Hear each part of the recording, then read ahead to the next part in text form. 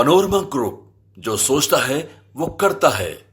तमाम लोग ऐसे प्रस्तुत कर रहे हैं कि कैबिनेट ने वन नेशन वन इलेक्शन के प्रस्ताव को इस कमिटी एम्पावर्ड कमेटी के प्रस्ताव को स्वीकार कर लिया।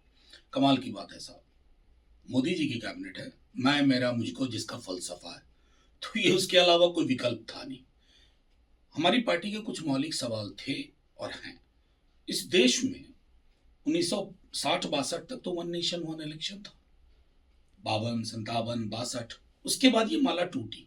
ये माला इसलिए टूटी कि जो एक डोमिनेंस था एक पार्टी का, उसको कई क्षेत्रों में चैलेंज होना शुरू हुआ। नॉन कांग्रेस गवर्नमेंट्स फॉर्म हुई कई अक्रॉस मेनी स्टेट्स।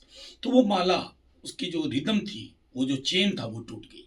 मगर कई जगह अल्पमत की सरकार बनी, फिर मध्यावधि चुनाव हुए, फिर चुनाव हुए, कई बार कई राज्यों में 5 वर्ष के अंदर 2 या 3 चुनाव हुए, तो वो माला टूटी। अब इसकी क्या व्यवस्था होगी इसमें, क्योंकि हम तो नहीं जानते हैं मसौदा।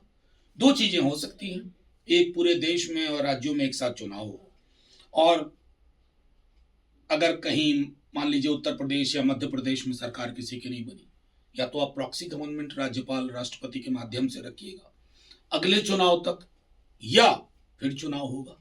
और अगर फिर चुनाव हुआ तो माला टूट गई, क्योंकि फिर तो ऐसा नहीं है ना सब भंग करके चुनाव करें।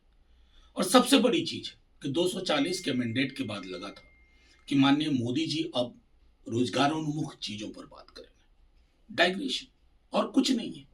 वन नेशन वन इलेक्शन जो एक विविधता रही है, क्या अब तक के जो मेनी इलेक्शंस हुए, क्या उसने डेमोक्रेसी को कमजोर किया? नहीं।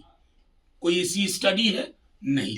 वन नेशन वन इलेक्शन इस सरकार का पुनः एक ऐसा ऑब्सेशन है जिसकी जड़ें कहीं नहीं है, सिर्फ इसमें कि डाइग्रेशन हो, कुछ दिन हेडलाइन मैनेजमेंट हो, चर्चा हो, क्योंकि आपके पास इस तरह की कंटिजेंसीज के लिए क्या प्रावधान है, नोबडी नोज।